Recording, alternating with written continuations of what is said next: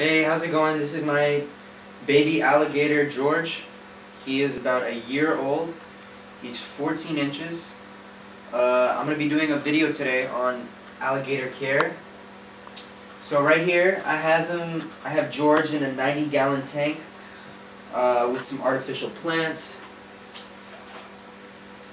He also has his little basking spot right over here, right over here is where I keep the heat bulb. It's a ceramic bulb. Also, these guys need UV. I have a fixture going across the entire tank. If you want ultimate alligator growth, then you're gonna want UV.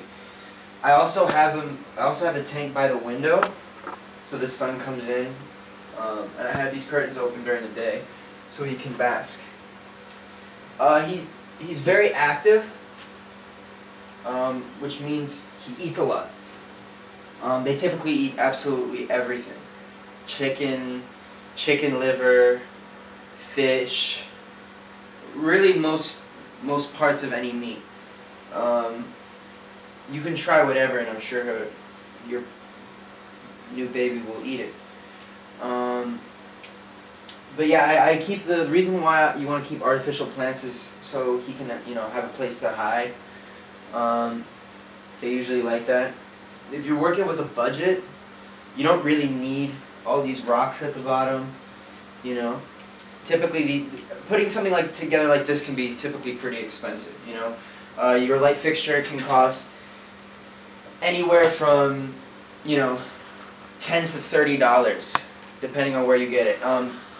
Also, I don't know if anybody knew this, but you could just go to Home Depot or really any hardware store and buy light fixtures there, and they'll take the wattage for the heat bulbs for reptiles. So that's another tip. But you're gonna need a filter. I have two filters in here. One, it acts as a filter as well, but it's a small fluval filter. I use it just to kind of stir the water around, because if I don't stir the water around, scum starts to build on the top. But I also have an Eheim filter, a big canister Eheim filter, and I mean, as you can see, it makes the tank crystal clear. That's what you want. You don't want any bacteria or any scum building up in certain areas. You're also gonna have to scrub the tank, the inside of the tank, because there's gonna be a scum line. So you're gonna have to maintain that. So alligators live for a very long time. 20 plus years isn't uncommon. So you're gonna have to figure out where you're gonna house these guys when they get to be a typical American alligator size. In order to do that, you have to make sure that you have the proper space and the financial means to maintain something like that. They grow about a foot a year, so that's pretty fast for a lot of people, especially for an alligator. You're gonna need to handle him a lot too. I don't know, depending on how long you want to keep him or what your situation is with your pet alligator, handling him a lot is not the worst thing in the world. He was very edgy when I first got him. This isn't just something that I just picked him up and he just started acting like this. This is over time. But this is the final product of me handling him, every day, and feeding him. You need to keep them well fed in order to not keep them aggressive. But they're very docile animals, contrary to what most people believe. They're like a tegu, I want to say, that eats everything and eats pretty much every day. He eats every day. If I try to feed him every day, he'll eat every day. But that gets expensive, so I don't. You're also going to want to put in some sort of calcium for the alligator, because they need calcium.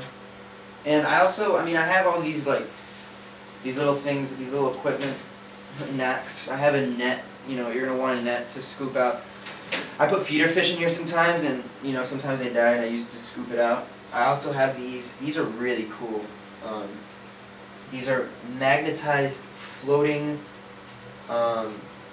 cleaners. You know, and I'm sure, you know, they're not that expensive, or you can make your own. But you know, typically,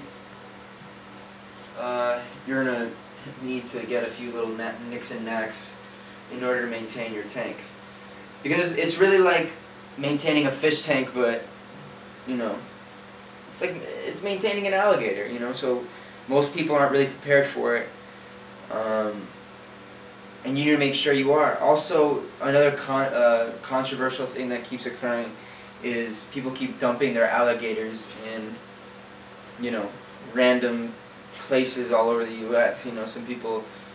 I heard of a case where an alligator was walking down the street in Harlem. You know what I mean? And like, that's absurd. But it's due to a lot of irresponsibility. So if you don't think that you're capable of maintaining and keeping an alligator, then I just wouldn't do it.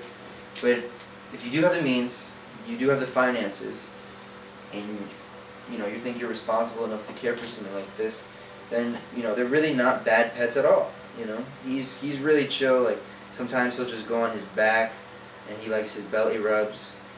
You know, he'll just chill. But he's like a dog. So thanks for watching. If you have any questions, just let me know. Thanks for watching.